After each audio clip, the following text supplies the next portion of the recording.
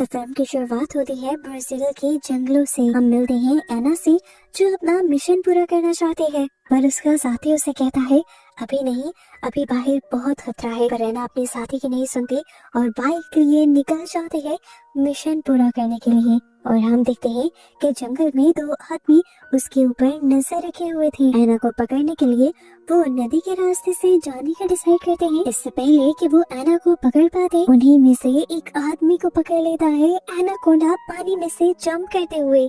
और इसी के साथ यहाँ से सीन कट होकर हमें कैलिफोर्निया का सीन दिखाया जाता है। हम एक फिल्म डायरेक्टर डॉग को देखते हैं, जो किसी को फिल्म की स्टोरी एक्सप्लेन कर रहा था।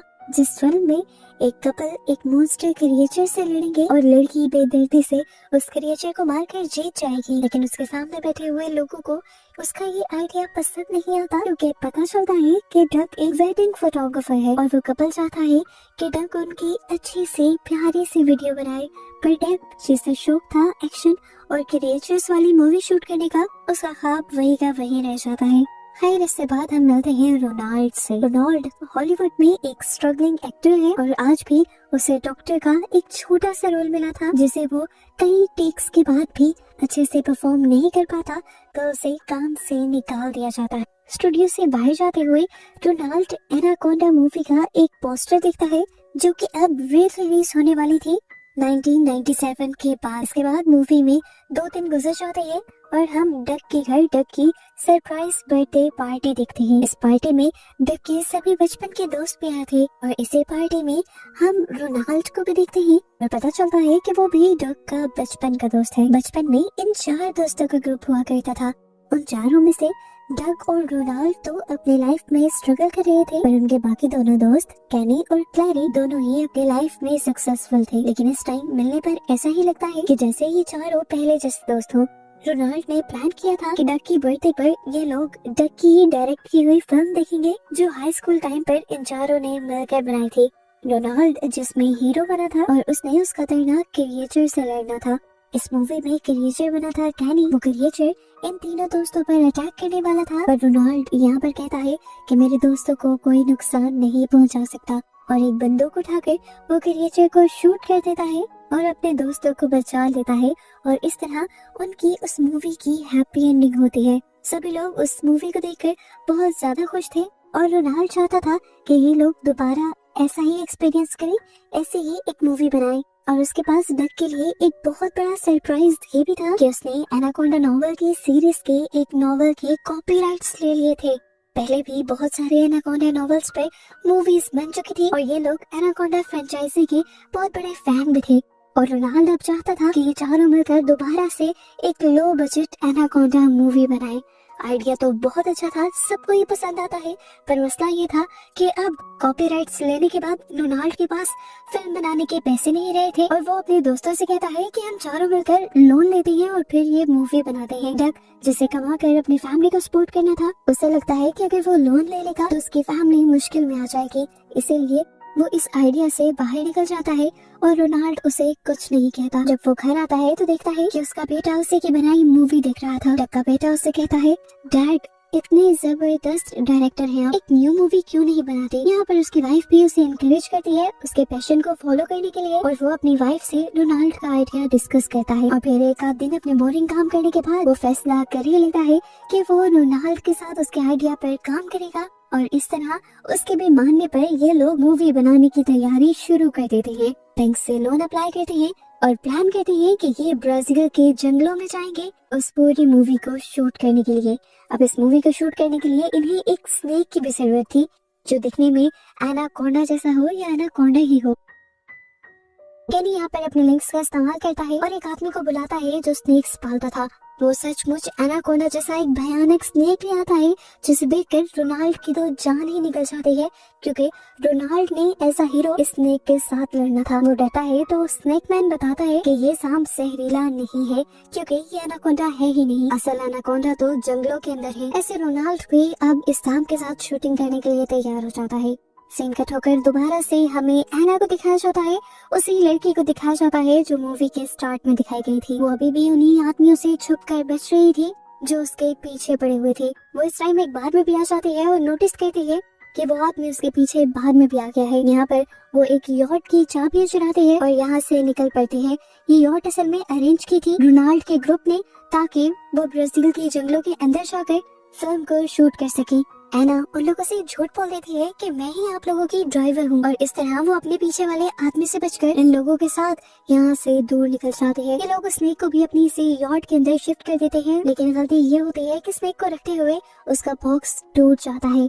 अब ये लोग उस जगह पर पहुंच जाते हैं जहां उन्हें शूटिंग करनी थी। रोनाल्ड और क्लैरी के काफी सारे सीन शूट किए जाते हैं और इन लोगों को इस काम में बहुत ही ज्यादा मजा आता है। इसी तरह रात हो जाती है और रोनाल्ड जब सो रहा होता है तो अचानक उसे किसी के रेंगने की आवाज आती है, और जैसे ही वो मुड़कर बेड की साइड पर देखता है तो यहाँ पर बहुत बड़ा एनाकोंडा था। वो जोर से चिल्ला देता है और सभी यहाँ इकट्ठे हो जाते हैं। पता चलता है ये रियल एनाकोंडा नहीं था, वही स्नेक था जो अपने पिंजरे से बाहर निकल आया था। जिस आदमी का स्नेक था, अब ये लोग उस आदमी को डांटने लग जाते हैं और वो भी रोनाल्ड और पूरे ग्रुप से माफी मांगता है, क्योंकि गलती उसी की थी। उसी को बाद में दोबारा स्नेक का केज चेक करना चाहिए था। वो उन लोगों से कहता है कि आइंदा ये स्नेक आपको कभी तंग नहीं करेगा, इसकी जिम्मेदारी मैं लेता हूँ। फिर सुबह हो जाती है और दिखाया जाता है कि रोनाल्ड को आज उसी स्नेक के साथ शूट करना था, लेकिन रोनाल्ड बहुत ही ज्यादा डरा हुआ था। सीन ऐसा था कि रोनाल्ड को स्नेक को खुद अपने हाथों से पकड़ना था और साथ ही अपनी फ्रेंड क्लैरी से कुछ डायलॉग्स भी बोलने थे, पर सांप की डर की वजह से वो ना तो अपने डायलॉग्स ठीक से डिलीवर कर पाता है, यहाँ तक कि वो तो पूरा सीन भी कंप्लीट नहीं कर पाता और स्नेक को पानी के अंदर फेंक देता है और स्नेक बोट के नीचे वाले फेंस से टकराकर क्रैश हो जाता है और मर जाता है। ये देखकर सभी लोग बहुत ज्यादा दुखी होते हैं। पर ये लोग कर भी कह सकते थे, बचे कुचे सांप की बॉडी को ये लोग रात में जला देते हैं और उसकी आफ्टर लाइफ के अच्छे होने के लिए प्रे करते हैं। जिस टाइम ये सब लोग इस तरह के काम कर रहे थे, एना का एक दुश्मन देख लेता है और वो अपने लीडर को एना के बारे में बताने ही वाला होता है कि हम देखते हैं उसकी बोट पर भी इस टाइम एनाकोंडा, जिसने उसके ऊपर हमला किया, उसकी पूरी बॉडी को जकड़ते हुए एनाकोंडा ने उसे मार डाला। और अब दोबारा हमें रोनाल्ड की शिप का सीन दिखाया जाता है, जहाँ पर अब रोनाल्ड बहुत ही ज्यादा उदास है। स्नेक मैन के पूछने पर रोनाल्ड उसे बताता है कि वो एक स्ट्रगलिंग एक्टर है हॉलीवुड में और उसे कभी कोई लीड रोल तो दूर की बात अच्छा साइड रोल भी नहीं मिला, और इसी चीज से तंग आकर उसने ये मूवी बनाने का डिसाइड, और अब स्नेक ना होने की वजह से वो ये मूवी भी कंप्लीट नहीं कर पाएंगे। उसकी बातें सुनकर स्नेक मैन इमोशनल हो जाता है और रोनाल्ड से वादा करता है कि आज रात ही वो एक बड़ा स्नेक पकड़ कर लाएगा और उसका जहर भी निकाल देगा, ताकि रोनाल्ड अपनी मूवी पूरी कर सके और अपना सपना भी। दिखाया जाता है कि रात में ही वो आदमी जंगल में निकल जाता है इस मिशन के लिए। एनाकोंडा उसे पलक झपकने का वक्त नहीं देता और उसे पकड़ के नदी के अंदर खींच लेता है और उसकी बॉडी के इर्द गिर्द अपने आप को लपेटते हुए उसका दम निकाल कर उसे मार देता है। यार रोनाल्ड जो पूरी रात से उसका इंतजार कर रहा था, रात भर उसके ना आने की वजह से डर जाता है और उसके ना आने के बारे में सब लोगों को जाकर बताता है।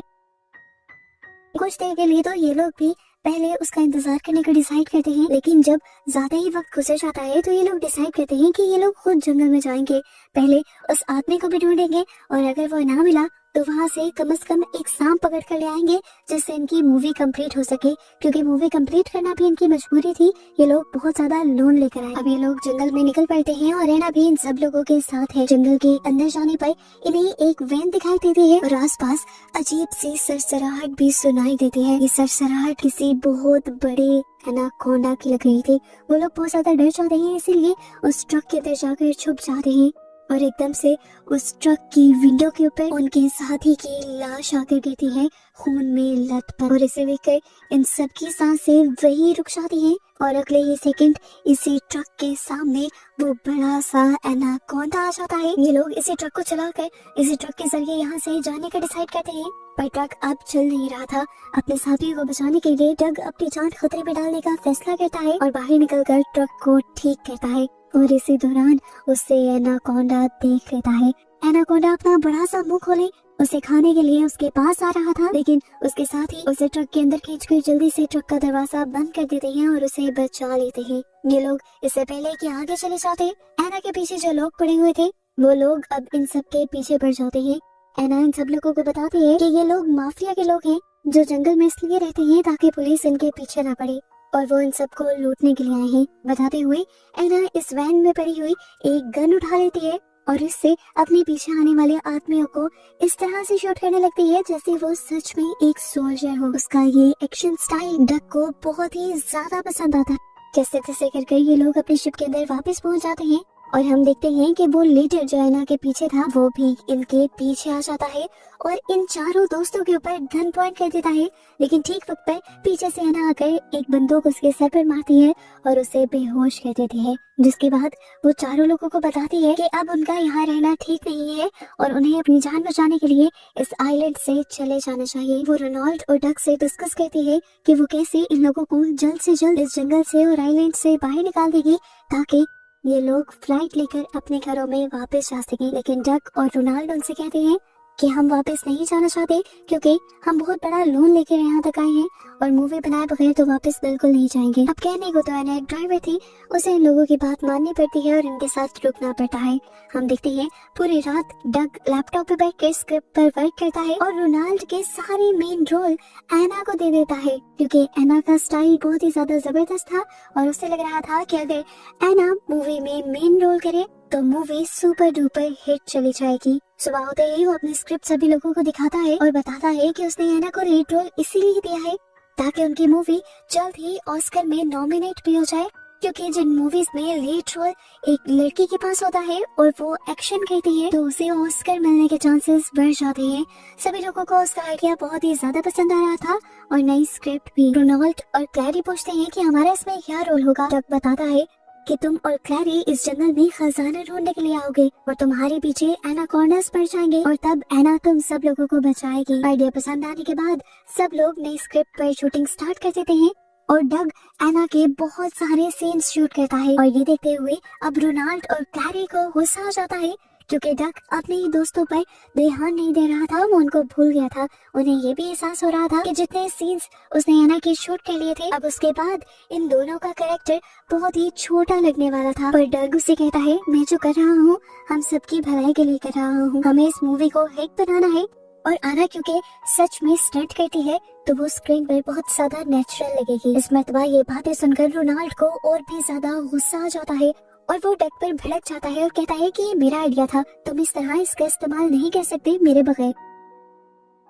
ये लोग यहाँ पर बहस कर ही रहे थे कि इतने में देखते हैं कि इनके करीब से एक बहुत बड़ी शिप गुजरती है जिसके अंदर बहुत फेमस हॉलीवुड एक्टर्स भी थे और ये शिप स्पेशली शूटिंग के लिए तैयार की गई थी। इसके ऊपर एनाकोंडा का ही पोस्टर लगा हुआ था और यहाँ पर रोनाल्ड का एक बहुत बड़ा भांडा फूटता है कि जिस मूवी के और जिस नॉवल के राइट्स लेने की वो बात कर रहा था वो राइट्स इनके पास थे ही नहीं। वो राइट्स असल में सोनी कंपनी के पास थे और वही अब वो मूवी बना रहे थे।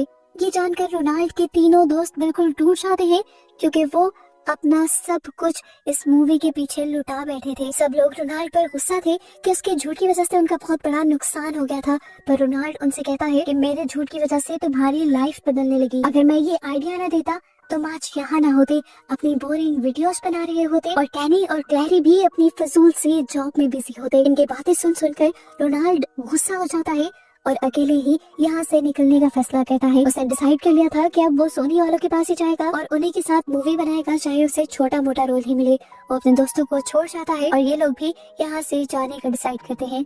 अब रोनाल्ड थोड़ा ही आगे गया था कि उसने देखा कि अभी कुछ देर पहले जो बहुत बड़ी सी शिप यहाँ पर आई थी वो तहस नहस हुई थी। यहाँ पर एक अजीब सा हंगामा भी था। वो समझ नहीं पाता कि यहाँ पर क्या हुआ। अब उसके सामने असिस्टेंट डायरेक्टर आती है जो उसे देखकर काफी एक्साइटेड हुई थी, जैसे रोनाल्ड उसे किसी चीज से बचाने आया हो। असिस्टेंट डायरेक्टर उसके लिए हाथ हिलाती है और इससे पहले कि रोनाल्ड उसके पास जाकर उसकी मदद कर देता, एक बड़ा सा एनाकोंडा 1 मिलीसेकंड में उस असिस्टेंट डायरेक्टर को झपट कर निकल जाता है और ये देखकर रोनाल्ड की जान निकल जाती है और वो फौरन अपनी बोट के लिए वापस निकल जाता है। यहाँ पर रोनाल्ड की शिप पर बाकी सभी लोग अभी तक लड़ रहे थे क्योंकि डग की वजह से रोनाल्ड यहाँ से चला गया था और डग इस चीज पर जिद कर रहा था कि वो एना के साथ ही इस फिल्म की शूटिंग को कंप्लीट करेगा, लेकिन उसके दोस्त ऐसा करने के लिए तैयार नहीं थे। अभी ये लोग इस बात से अनजान थे कि एना तो फिल्म शूट करना ही नहीं चाहती थी, वो अभी भी अपनी किसी मिशन पर थी। इसीलिए वो इन लोगों को गन पॉइंट पर ले लेती है और अपने साथ जंगल में ले जाती है। और हमें पता चलता है कि एना एक इलीगल गोल्ड माइनर थी और वो इन सबको भी गोल्ड माइन करने को कह रही थी। ये लोग जब काफी सारा सामान लेकर इस बोट पर वापस आते हैं तो देखते हैं कि इन लोगों ने काफी सारा सोना इकट्ठा कर लिया था। एना अभी भी इन्हें गन पॉइंट पर लिए हुए थी और तभी इसी बोट पर दोबारा वही आदमी आ जाता है जो मूवी के स्टार्ट से एना के पीछे था। ये असल में पुलिस ऑफिसर है और एना को पकड़ना चाहता है क्योंकि एना जबरदस्ती इस जंगलों का खजाना चुरा रही है। इससे पहले कि वो एना के ऊपर गोली चलाता, जंगलों के अंदर छुपा हुआ रोनाल्ड, जिसे यहाँ का कुछ भी नहीं पता, वही उस ऑफिसर के ऊपर गोली चला देता है, जिसकी वजह से ऑफिसर जख्मी होकर नीचे गिर जाता है और मौके का फायदा उठाकर एना गोली मारकर उसे जान से ही मार देती है। इसके बाद वो दोबारा सब लोगों को गन पॉइंट पे ले लेती है और जबरदस्ती उनसे काम करवाने की डिमांड करती है। और इसी टाइम पर दोबारा पहले की तरह पानी के अंदर से एनाकोंडा जंप करते हुए बाहर निकलता है और पूरा का पूरा एना को अपने मुंह में निगलते हुए यहाँ से ले जाता है। और यहाँ पर एना का भी किस्सा खत्म हो जाता है। इन तीनों के सामने ये पहली मर्तबा हुआ था। ये नजारा देखकर इनकी जान निकल गई थी। ये लोग भागने के लिए जंगल की तरफ जाते हैं तो वहाँ इन्हें रोनाल्ड भी मर जाता है। अब पैनिक हुए ये लोग जंगल में भागते भागते जंगल में खो जाते हैं। बाहर जाने का इन्हें रास्ता नजर नहीं आता और जब ये लोग पैनिक होकर शोर मचाने लगते हैं तो दोबारा एनाकोंडा यहाँ पर आ जाता है और ऊपर की तरफ से डक के ऊपर हमला करके डक की आधी बॉडी को मुंह में डालते हुए यहाँ से ले जाता है। बस ये देखना था कि ये तीनों दोस्त टूट गए, उनका दोस्त मर गया था। वो बहुत ज्यादा दुखी थे, शौक में वो यहीं पर खड़े हुए थे। अगले ही सेकंड एनाकोंडा इनके दोस्त की बॉडी को इधर ही फेंक देता है। ये लोग देखते हैं कि खून में लथपथ उनका दोस्त मर चुका है और यहाँ पर बैठ कर ये तीनों अपनी जान की परवाह किए बगैर अपने दोस्त की मौत पर रोने लग जाते हैं। काफी देर बाद कैनी सबको होश में लेकर आता है और कहता है अब ये मर गया है लेकिन हम तीनों को अपने आप को बचाना होगा। और अपने आप को बचाने के लिए वो अपनी दोस्त की बॉडी को ही चारे के तौर पर इस्तेमाल करने का डिसाइड करता है और कहता है कि वो इस बॉडी को जंगल में ऐसी जगह पर ले जाएंगे जहाँ एनाकोंडा के आने का खतरा होगा और इस तरह खुद एनाकोंडा से बचकर भागकर निकल जाएंगे। इन्होंने अब डॉग की बॉडी को किसी स्केयरक्रो की तरह फील्ड्स के बिल्कुल दरमियान में लटका दिया और उसके ऊपर एक पिग को भी रख दिया क्योंकि उन्हें लग रहा था कि ये पिग भी मरा हुआ है और मुंह के अंदर इन्होंने उसके एक एनाकोंडा के लिए एक परफेक्ट चारा बन चुका था। और इसके बाद ये लोग भाग रहे थे। भागते हुए इन्हें कुछ अजीब सा महसूस होता है, पीछे से किसी के चीखने की आवाज सुनाई देती है।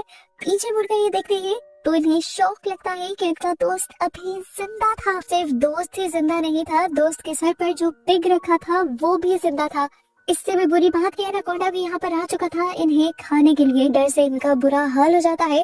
डॉग भी अपने आप को बचाने के लिए इन सब के साथ भागने लग जाता है पर एनाकोंडा तेजी से उनके पीछे था और वो पिग जो उसके सर पर अभी जाग गया था उससे भी डर लग रहा था डग को। और डग अपने आप को बचाने के लिए अपने ऊपर से उस पिग को उठाकर एनाकोंडा के मुंह के अंदर फेंक देता है और फाइनली ये लोग बचकर यहाँ से निकल जाते हैं। भागते हुए ये लोग आइलैंड पे उसी जगह पर आ गए थे जहाँ पर एनाकोंडा मूवी के लिए सोनी कंपनी ने सेट लगाया था।